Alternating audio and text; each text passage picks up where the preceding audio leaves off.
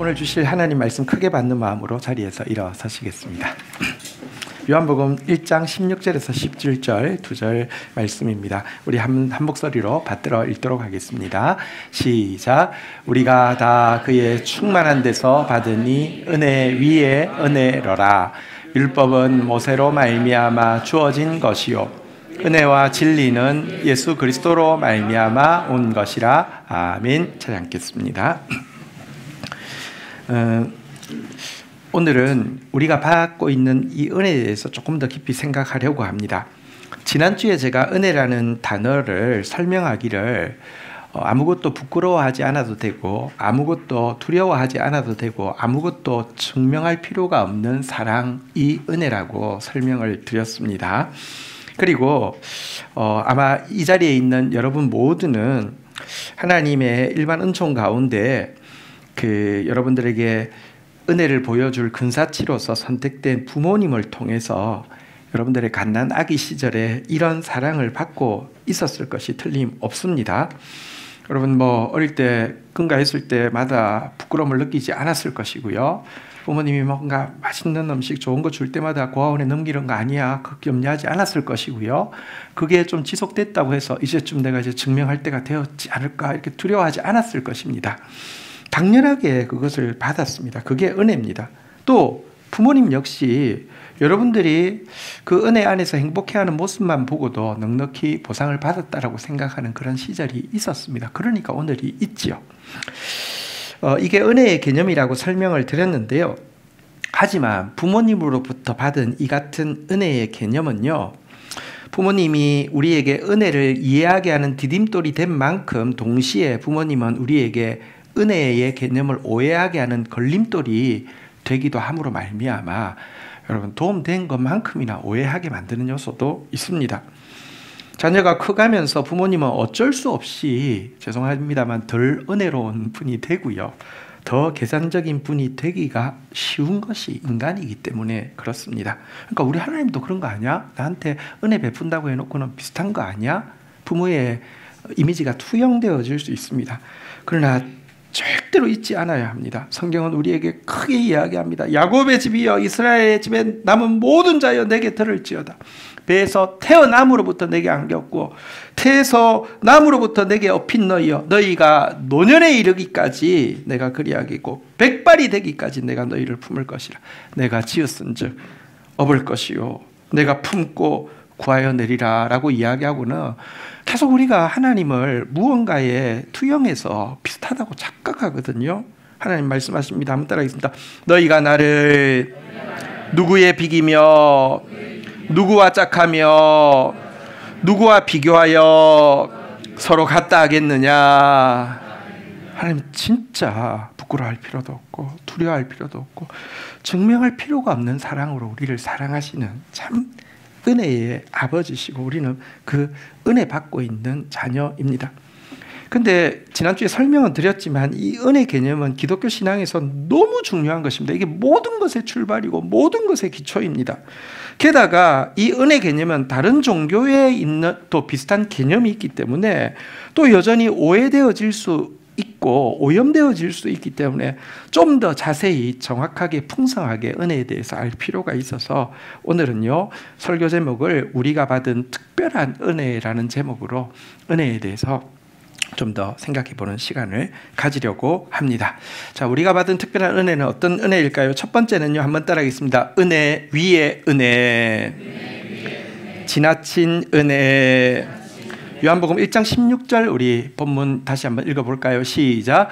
우리가 다 그의 충만한 데서 받으니 은혜 위에 은혜라. 여기 보니까 우리가 받고 있는 은혜를 은혜 위에 은혜를 받았다. 은혜 위에 은혜를 충만히 우리 모두 다 받았다라고 이야기하고 있는데요. 사실 은혜는 기독교의 독특한 단어이지만 오늘날 시대에는요 은혜라는 단어가 타 종교에서도 범용되어지고 있습니다. 저쪽에 석촌동 가는 고가다리 밑 옆에 원불교 교당이 하나 있는데요. 그 앞에다가 뭐라고 쓰냐면 모든 것이 은혜입니다 이렇게 써놨는데 그렇게 어색하지 않습니다. 왜냐하면 이제 그냥 범용해서 쓰는 단어가 되었습니다. 근데 정확하게는 타 종교에서 가지고 있는 정확한 개념은 은혜는 아니고 자비라는 것인데요. 뭐냐고 하면 당연히 받아야 될 형벌을 경감시켜 줄 테니 이제라도 뭔가 그 종교에서도 이야기하는 구원이 있잖아요. 그죠? 그 구원을 받을 자격을 갖추고 이제라도 보답하기 위해서 노력하라라는 개념이 타 종교에서 가지고 있는 이 은혜의 개념, 정확히는 자비의 개념입니다. 하지만 기독교에서 말하는 은혜는요, 지금 그 타 종교에서 이야기하는 은혜 개념하고 전혀 다른 것입니다. 받을 자격이 전혀 없는 자에게 주시는 갚을 수 없는 구원의 선물을 은혜라고 하는데요. 첫 번째, 받을 자격이 전혀 없다는 말은요, 우리의 어떤 깨달음도, 우리의 어떤 실천도 우리로 하여금 그 구원을 받을 만한 자격을 온전히 갖추게 할 수 없고, 아니 온전히는커녕 일부라도 갖추게 할 수 없다는 말이 받을 자격이 전혀 없는 자라는 말의 뜻이고요. 또 그에게 주시는 갚을 수 없는 구원의 선물이라는 것은요, 이 구원의 선물을 받은 사람이 시간이 아무리 지나도 아무리 노력해도 아니 영원히 되어도 절대 다 갚을 수 없는 구원이라는 뜻을 가지고 있습니다. 그래서 기독교의 이 구원의 선물을 받은 사람은 도무지 자기 자신에게서는 자랑할 것이 없게 되는 것, 이게 기독교에서 말하는 은혜의 개념입니다. 너희는 그 은혜에 의하여 믿음으로 말미암아 구원을 받았으니 이것은 너희에게서 난 것이 아니요 하나님의 선물이라 행위에서 난 것이 아니니 이는 누구든지 자랑하지 못하게 하려 합니다. 이게 기독교의 은혜 개념인데요.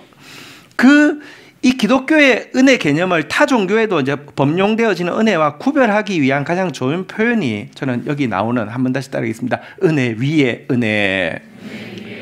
뜻을 설명하자면 한번 따르겠습니다. 지나친 은혜. 여러분, 기독교에서 말하는 은혜, 다시 말하면 은혜 위에 은혜, 지나친 은혜가 어떤 것인지를 가장 잘 보여주는 것이 탕자 비유인데요. 너무 잘 아시잖아요. 아버지에게 아버지 죽을 때까지 기다릴 수 없으니 내가 어차피 받을 유산이니 달라고 요구하고는 주자마자 모두 챙겨서 먼 나라로 떠나가서 창기와 함께 허랑방탕하게 다 써버리고는 돼지를 치면서 돼지 먹을 것을 다툴 정도로 굶주리게 되었을 때 부유한 아버지가 떠올라 품꾼의 하나라도 되기 원하는 마음으로 돌아온 거지 같은 아들 이야기지요.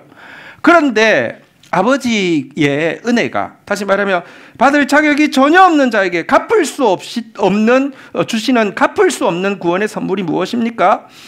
멀리 있지만 알아볼 뿐만 아니라 달려나가서 안고 입을 맞추고는요, 한마디도 없이 영광의 옷을 입히고 자유인의 신을 신기고 상속자의 가락지를 끼우고는 넘사스러운 일일 수 있는데요, 모든 동네 사람을 다 초청해 살찐 송아지를 잡고 즐거워하면서 이 내 아들은 죽었다가 다시 살아났으며 내가 잃었다가 다시 얻었노라 라고 기뻐하는 이야기, 이게 기독교의 은혜 개념, 은혜 위에 은혜, 지나친 은혜를 가장 잘 보여줍니다. 여기 나오는 아버지, 곧 하나님의 은혜에 대해서 여러분 어떻게 생각합니까? 이게 합리적입니까? 이성적입니까? 적절합니까? 아니면 지나칩니까?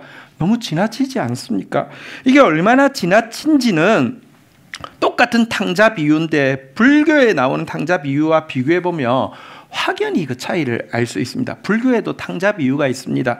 법화경에 화성유품이라는 이야기가 있습니다. 탕자 비유입니다. 이렇게 나옵니다. 한 아이가 집안이 어릴 때 너무 가난해서 가출을 해버렸습니다. 그리고 아버지를 떠나서 허랑방탕한 삶을 살고 있었습니다.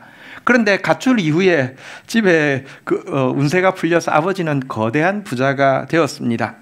수십 년이 지난 어느 날 이 아들이 우연히 대저택 앞을 지나게 되었는데 대저택 문이 열려 있었고 대저택 중앙에 사자상으로 된 보좌에 앉아 있는 어떤 귀인과 눈이 탁 마주치게 되었는데요.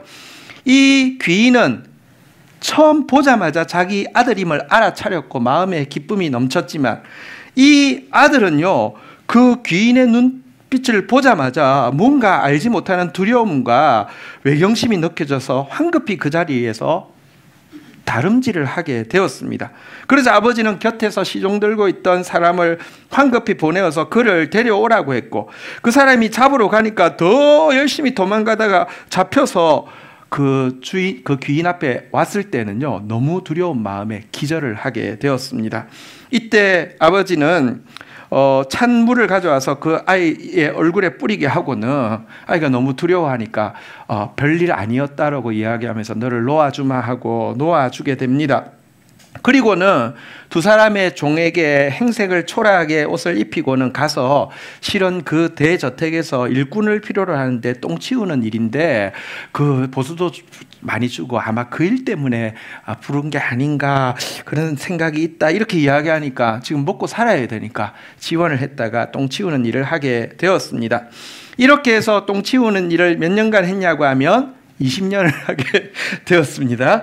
어느덧 자기가 똥 치우는 일을 하면서 나는 굉장히 이 일은 잘하는 것 같아, 또 이 일에만큼은 내가 신임을 얻고 있는 것 같아 라는 자신감을 가지게 되었는데, 그때쯤 병들어 죽게 된 아버지가 자기가 바로 아버지라는 사실을 밝히면서 이제 너는 나의 모든 창고와 재산을 맡게 될 것이다, 이렇게 이야기한 게 화성유품에 나오는 불교의 탕자 비유입니다. 자, 여러분, 그런데 이 두 아버지 이야기 중에서 솔직히 말하면요, 우리 마음에 더 수긍이 가고 이성적이고 합리적이라고 생각이 되며, 또 우리가 더 선호하는 아버지상은 기독교에 나오는 하나님이 아니라 불교에 나오는 이 신 아버지의 모습입니다. 왜냐고 하면 불교의 탕자 이야기의 근저에는요, 인간은 스스로의 깨달음과 실천을 통해서 시간이 주어진다고 하면 언젠가는 자격을 갖출 수 있고 보답할 수 있는 존재라는 전제가 깔려 있는 것이고요. 그리고 이것은 오늘날 자존감을 강조하면서 너는 그다지 나쁜 존재가 아니야, 나는 상당히 괜찮은 존재야, 나는 자격을 갖출 수 있어라고 가르치는 이 시대의 사상과 분위기에 훨씬 더 부합하기 때문에 그렇습니다. 하지만 인간을 만드시고 인간이 어떻게 해야지 행복할 수 있는지에 대한 선의 기준을 세워놓으신 하나님은 전혀 다르게 인간에 대해서 평가합니다. 인간은 첫 번째, 선에 대해서 깨달을 수도 없는 존재고요. 두 번째, 인간은 그 선을 깨닫는다고 해도 실천도 할 수 없는 존재이기 때문에 인간은 절망에서 벗어날 가능성이 전무하다는 것이 성경에서 이야기하는 인간관입니다. 예레미야서 4장 22절에는 우리 깨달음으로 되는 문제가 아니라고 이야기합니다. 내 백성은 나를 알지 못하는 어리석은 자요, 지각이 없는 미련한 자식이라. 한번 따라하겠습니다. 악을 행하기에는 지각이 있으나. 솔직히 인간은요, 악을 행할 때는 천재적인 지각이 있습니다. 어떻게든지 해냅니다. 그러나요? 한번 따라하겠습니다. 선을 행하기에는 무지하도다. 아무래도 선이 뭔지 깨닫지도 못할 수 있다, 이렇게 이야기하고 있고요. 예레미야서 13장 23절은 같이 한번 읽어볼까요? 시작. 구스인이 그의 피부를, 표범이 그의 반점을 변하게 할 수 있느냐? 할 수 있을진데 악에 익숙한 너도 선을 행할 수 있어. 흑인이 피부 못 변하잖아요. 표범이 뭐 세탁기 들어갔다고 나와서 까만 점이 없어지지 않잖아요.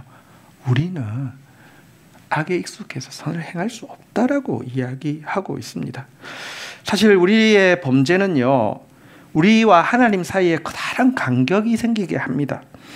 물론 우리는 이 간격을 뛰어넘기 위해서 노력도 할 수 있고 연구도 할 수 있습니다. 예를 들면 넓이 뛰기도 여러분 학교 다닐 때 몇 센치, 몇 미터 뛰셨습니까? 그런데 저도 잘 못하는데 예를 들어 연습을 많이 하면 몇십 센치 조금 더 갈 수도 있습니다.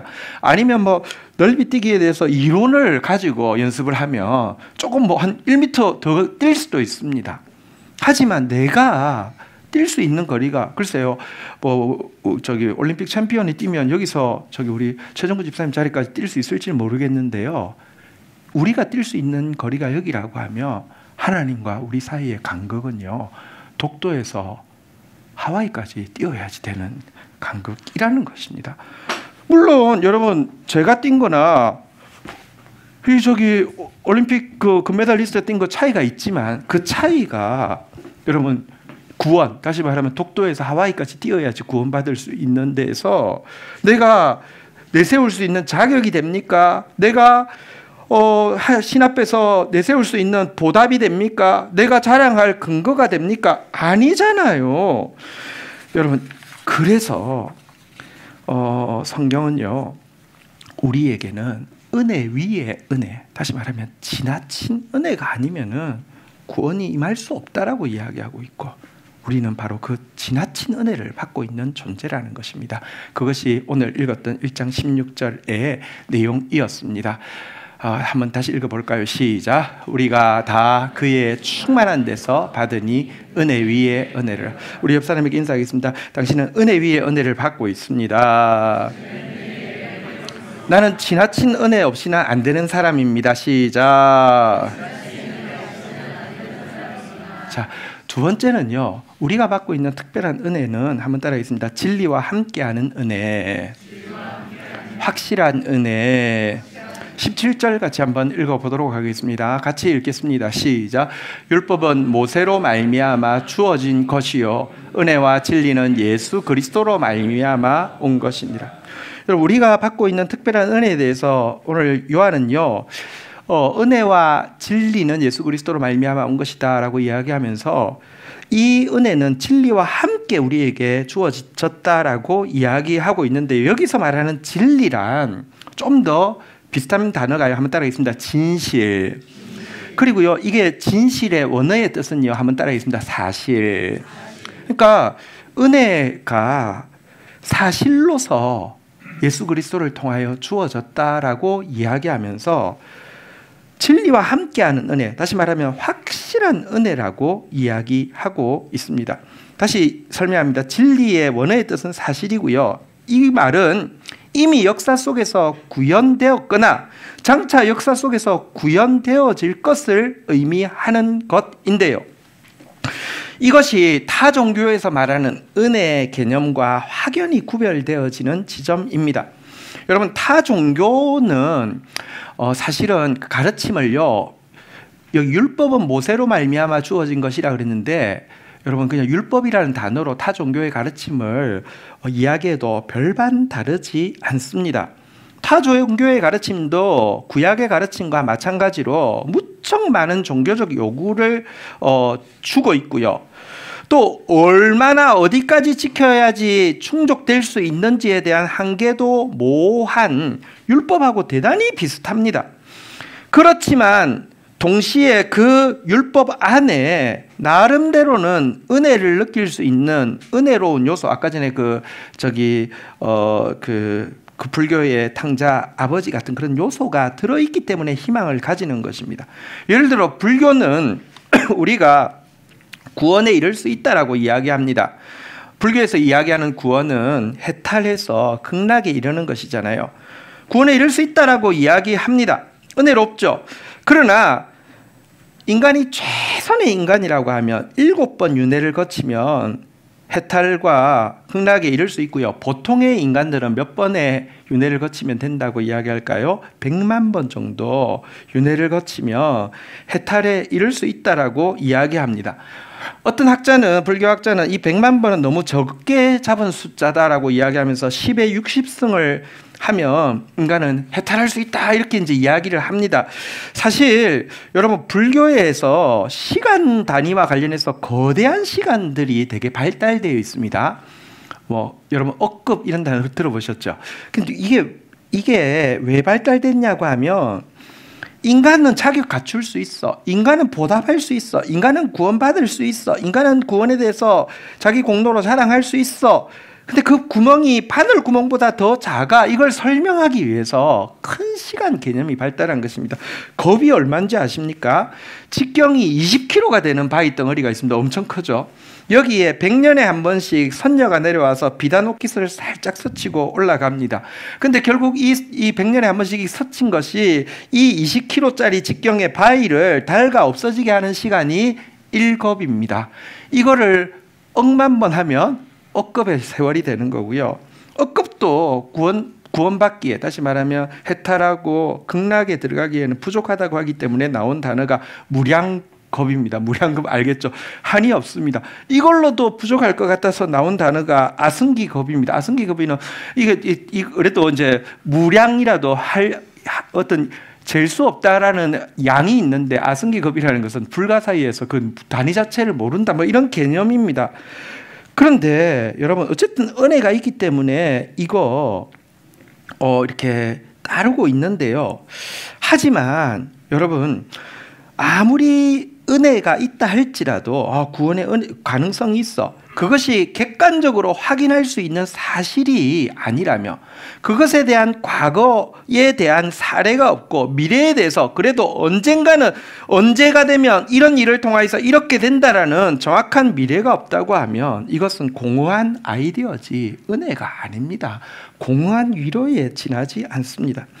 하지만 성경에서 이야기하는 은혜는요, 그냥 좋은 교훈을 담고 있는 것이 아니야. 구원될 거야. 좋은 교훈을 담고 있는 것이 아니라 그것을 객관적으로 점검할 수 있는 진리, 사실이 함께 존재한다는 것입니다. 여러분, 사실 타 종교의 경전에 대해서 궁금하시죠? 그런데 여러분 한번 조사해 보시면 알게 되는 건, 타 종교의 경전은 생각보다 엄청 얇습니다. 왜냐고 하면 타 종교의 경전의 내용은 율법밖에 없기 때문입니다. 교주의 가르침, 거기다가 약간의 은혜 이야기, 그들의 이야기하는 은혜 이야기이기 때문에 얇습니다. 근데 성경이 왜 두꺼운 줄 아십니까? 성경의 율법 이야기, 그게 율법서하고 복음서에 들어있죠. 율법과 은혜 이야기. 그 나머지가 무엇입니까? 역사서는 무엇이냐고 하면요, 그게 그렇게 살았더니 역사 속에서 어떻게 구현되어졌는지를 이야기하는 내용이고요. 나머지 또 한 축이 예언서입니다. 인간이 못한다 할지라도 이 일이 어떤 절차를 통해서 정확하게 언제 어떻게 이루어질지를 이야기하고 있는 게 예언서입니다. 타 종교의 책은요, 교훈, 율법은 있지만 역사가 없고요, 예언이 없습니다. 예언이 있다고요? 아니요, 진짜로 거의 없고요. 예언이라는 것이 코에 걸면 코걸이, 귀에 걸면 귀걸이 정도의 예언밖에 없습니다. 그런데 성경에는요, 역사도 있고 예언도 있으며, 이 역사가 예표하고 있는 주인공, 그리고 예언이 지향하고 있는 그 핵심으로 예수 그리스도의 십자가와 부활의 진리를, 예수 그리스도의 십자가와 부활의 사건을 제시하고 있습니다. 여러분, 예수 그리스도의 십자가 사건은요, 기독교의 은혜, 이 진리와 함께하는 확실한 은혜를 위해서 하나님께서 지불하셨던 상상을 초월하는 명백한 대가에 대해서 정확하게 보여주고 있고요. 게다가 예수 그리스도의 부활, 이 진리와 함께하는 이 은혜, 이것은 죽음의 형벌을 받을 수밖에 없는 인간의 모든 죄를 씻고 우리로 하여금 다시 한번 하나님의 자녀로 살아가기에 충분한 공로가 된다는 것을 확실히 증명하는 사건입니다. 이 때문에 기독교는요, 이 사건에 대해서 얼마나 강조하냐고 하면, 예수 그리스도의 십자가와 부활 사건이 부인될 수 있다고 하면 기독교 자체를 부인해도 된다라고 천명하고 있습니다. 이거 굉장히 특별한 일입니다. 성경이 뭐라고 이야기합니까? 그리스도께서 다시 살아나신 것이 없으면 너희의 믿음도 헛되고 너희가 여전히 죄 가운데 있을 것이요, 만일 그리스도 안에서 우리가 바라는 것이 다만 이 생의 삶뿐이면 모든 사람 가운데 우리가 더욱 불쌍한 자리이다. 여러분, 예수 믿으면서 이 세상에 약간 위로받을 정도로 예수 믿는 것에 목표를 둔다고 하면 개종하십시오. 여러분은 정말 불쌍한 신앙생활을 하는 것입니다. 기독교는 그렇게 이야기하고 있지 않습니다. 예수 그리스도의 십자가와 부활 사건, 이 확실한 사건을 통하여서 우리에게 은혜를 증명하셨다라고 이야기합니다. 제가 이렇게 이야기해도 이게 타 종교와 얼마나 다른지 잘 구별하지 못할 것입니다. 예를 들어 불교에서 아까 이야기했는데 억겁이 지나면 구원받을 수 있다고 이야기했는데, 심각하게 그 고승에 가서 스님 정말 묻고 싶습니다. 정말 확실하게 억겁만 지나면 해탈할 수 있습니까? 라고 이야기하며, 그렇다는 의미지 그게 그렇게 중요한 게 아니라고 이렇게 반드시 이야기할 것입니다. 그게 어떤 사실로서의 이야기가 아니라 교훈이라는 것입니다. 예를 들면 더 좀 설명을 해보면, 황당한 이단이 있습니다. 몰몬교라는 이단이 있습니다. 들어보셨습니까? 어떤 내용이냐고 하면 구약의 이스라엘이 멸망할 때에 경건한 사람들이 배를 타고 성경을 가지고 아메리카로 건너갔다는 것입니다. 그리고 그걸 쭉 보존을 하다가 그게 발견됐다는 것입니다. 그게 몰몬경이라는 것이죠. 그래서 미국이 참된 영적 이스라엘이고 예수님은 재림할 때 어떤 언어를 쓰신다? 영어를 쓰신다. 이게 이제 몰몬교의 가르침입니다. 그런데 이거에 대해서 논박할 자료, 역사의 자료, 예를 들면 그 시대에 아메리카에 유대인이 온 적이 없고 이 몰몬교라는 이 몰몬경이라는 성경이 이게 그 근래에 만들어진 조작된 것이고 이런 증거를 다 모아가서 내 친구를 이렇게 설득하기 위해서 이 자료를 다 주면서 제시하고 반박하며 그가 뭐라고 이야기할까요? 당신의 말이 일리가 있군요. 하지만 그런 것은 하나도 중요하지 않습니다. 중요한 것은 제가 몰몬경을 읽을 때 마음이 뜨거워진다는 사실 자체입니다. 이렇게 이야기할 것입니다. 진실이냐 사실이냐가 하나도 중요하지 않습니다. 모든 종교가 마찬가지입니다. 근데 기독교는요, 그게 사실이 아니면, 역사가 아니면, 그리고 확연히 예언된 예언이 아니라고 하며 믿지 말라는 것이 기독교의 가르침입니다. 왜? 기독교의 가르침은 그만큼 확실한 은혜라는 것입니다. 요한복음 1장 17절이 바로 그와 같은 내용이죠. 다시 한번 읽어볼까요? 시작. 율법은 모세로 말미암아 주어진 것이요 은혜와 진리는 예수 그리스도로 말미암아 주어진 것. 우리 옆에 분에게 이야기하겠습니다. 당신은 예수님으로부터 확실히 은혜 받고 있습니다. 시작. 우리가 받은 거 확실한 은혜입니다. 말씀을 정리하겠습니다. 우리가 받은 은혜가 사실은 너무 특별한 것이기 때문에 우리가 받은 특별한 은혜라는 제목으로 은혜에 대해서 조금 더 살펴보는 시간을 가졌는데요. 첫 번째, 우리가 받고 있는 특별한 은혜가 무엇이라고요? 다시 한번 따라하겠습니다. 은혜 위에 은혜, 지나친 은혜. 우리는 모두 은혜 위에 은혜를 받고 있고요. 지나친 은혜를 받고 있습니다. 아니, 우리는 은혜 위에 은혜 아니면 구원받을 수 없습니다. 우리는요, 억금의 시간이 지나서 또 구원받을 수 없습니다. 우리는 지나친 은혜가 아니면 구원받을 수 없습니다. 또 우리가 받고 있는 특별한 은혜가 무엇이라고요? 한번 따라하겠습니다. 진리와 함께하는 은혜, 확실한 은혜, 예수 그리스도의 십자가를 통해서 증명하고 더 이상 어떻게 증명할 수 있느냐고 반문하고 있는 그런 용서, 그런 구원, 그런 은혜를 우리가 받고 있는 것입니다. 우리가 인생을 살아가는 이유, 우리가 인생을 살아가는 의미는 무엇이냐고 하면 이 지나친 은혜, 이 확실한 은혜를 누리고 경험하고는 그 은혜로 말미암아 은혜로운 사람 되어서 그 은혜를 이야기할 때 사람들에게 영광스럽게 다가가는 것, 이것이 우리의 삶의 의미입니다. 우리가 은혜 이야기해도 세상 사람들 듣기 싫어하고요, 짜증나는 것은 우리가 은혜에 대해서 잘못 이야기하고 있는 것입니다. 우리 성경 구절 마지막으로 한번 읽어볼까요? 에베소서 1장 6절입니다. 같이 한번 읽도록 하겠습니다. 시작. 이는 그가 사랑하시는 자 안에서 우리에게 거저 주시는 바 그의 은혜의 영광을 찬송하게 하라. 그 영광스러운 은혜를 우리가 제대로 여러분 누리고 보여주면요, 세상 사람들이 그 은혜의 영광에 대해서 찬송하게 되어 있습니다. 이것이 우리가 이 세상을 살아가는 이유입니다. 우리 옆 사람하고 한 번만 더 인사하겠습니다.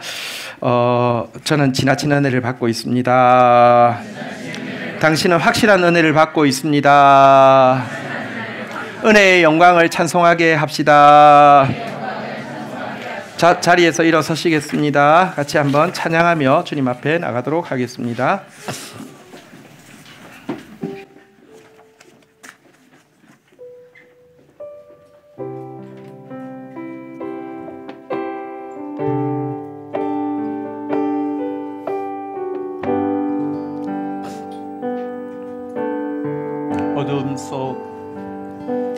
어둠 속 헤매이던 나의 영혼 갈 길 몰라 방황할 때에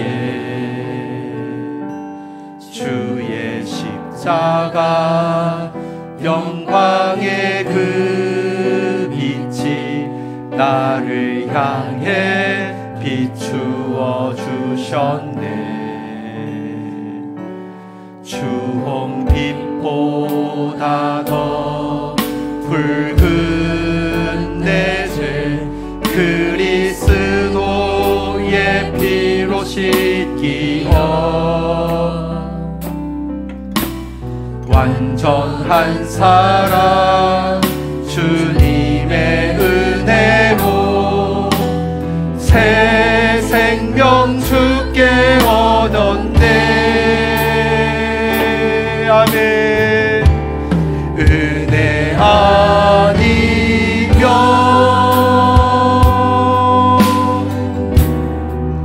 나서지 못하네. 그렇습니다. 주님 십자가의 그 사랑 능력 아니면 나서지 못하네. 주내 아니면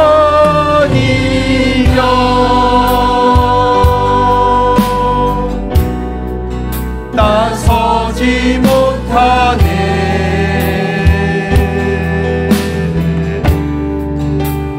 놀라운 사랑 그 은혜 아니면 우리 다시 한번 고백하며 나가겠습니다. 우리는 지나친 은혜 아니면 확실한 은혜 아니면 설 수 없는 존재입니다. 어둠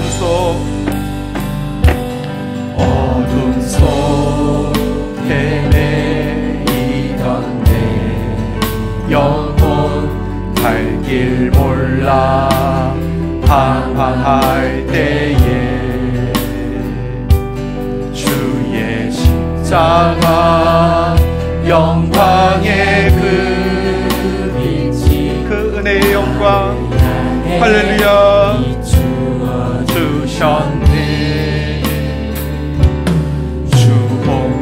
주홍빛보다 더 붉은 내 죄 그리스도의 피로 씻기어 완전한 사랑 주님의 은혜로 새 생명 주께 얻었네. 은혜 아니면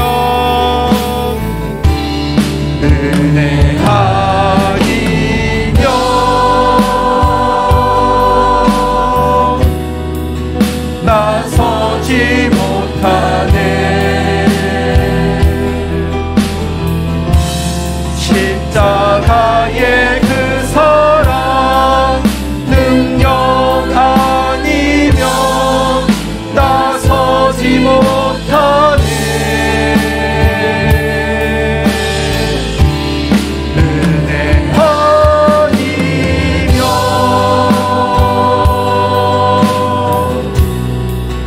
나서지 못하네.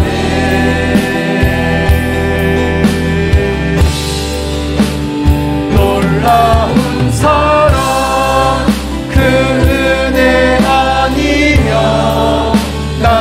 이제 내가 살아가는 것은 주의 은혜로 주의 은혜로 주의 은혜로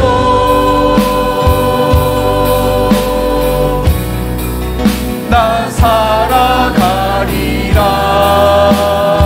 십자가의 그 사랑 십자가의 그 사랑 그 능력으로 나 살아가리라. 주의 은혜로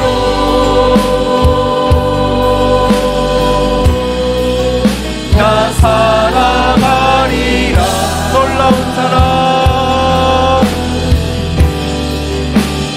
놀라운 사랑 그 능력으로 나 살아가리라. 자리에 앉으시겠습니다. 이 시간 우리 함께 우리가 받고 있는 이 보배로운 은혜 부끄러워할 필요도 없고 두려워할 필요도 없고 증명할 필요도 없는 하나님 아버지의 그 사랑을 받고 있습니다. 아니, 은혜 위에 은혜, 정말 탕자에게 베푸셨던 그 지나친 은혜를 우리가 받고 있고, 진리와 함께하는 은혜, 십자가 사건을 통하여 부활 사건을 통하여서 확실히 증명되어진 그 은혜를 우리가 받고 있습니다. 그리고 이 은혜가 아니면 안 되는 존재입니다. 그리고 이 은혜를 확실히 받고 있습니다. 우리가 하나님 앞에서 하나님, 내 인생이 그 은혜를 누리며 그 은혜의 의미를 알며 그 은혜의 영광을 찬송하게 하는 것이 우리의 인생의 의미고 목적일진데, 그런 삶 살 수 있도록 도와주시옵소서. 은혜 위에서 다시 한번 온전히 새롭게 세워지게 하여 주시옵소서. 우리 다 함께 주의 이름 고백하며 기도하는 시간 가지도록 하겠습니다. 같이 기도하시겠습니다. 하나님 감사합니다. 아버지께서 우리에게 허락하여 주신 이 놀라운 은혜를 마치 무언가로 대체할 수 있는 것처럼 비교하며 견주며 이야기하는 어리석은 오해에 빠져있는 저희들을 용서하여 주시옵소서. 정말 부끄러워하지 않아도 되고, 정말 두려워하지 않아도 되고, 정말 증명할 필요가 없는 완전한 아버지의 사랑을 저희들에게 허락하여 주셨습니다. 불교의 아버지가 아니라 탕자의 아버지, 하나님 아버지, 지나치게 허비하시는 그 사랑으로 우리를 사랑하셨기에 우리에게 소망이 있습니다. 이것이 공허한 이야기가 아니라 실제임을, 당신의 유일하신 아들 예수 그리스도를 죽이시는 십자가를 통하여서, 부활하시는 부활 사건을 통하여서 증명하여 주셨습니다. 매일의 삶 가운데서 이 지나친 은혜 받게 하여 주시고, 이 확실한 은혜 경험하게 하여 주시고, 은혜 안에서 강한 자, 은혜 안에서 아름다운 자 되어져서, 은혜로운 자 되어져서 우리를 아는 수많은 사람들에게 은혜의 영광을 찬송케 하는 주의 백성들 되게 인도하여 주시옵소서. 예수 그리스도의 이름으로 기도 올립니다. 아멘.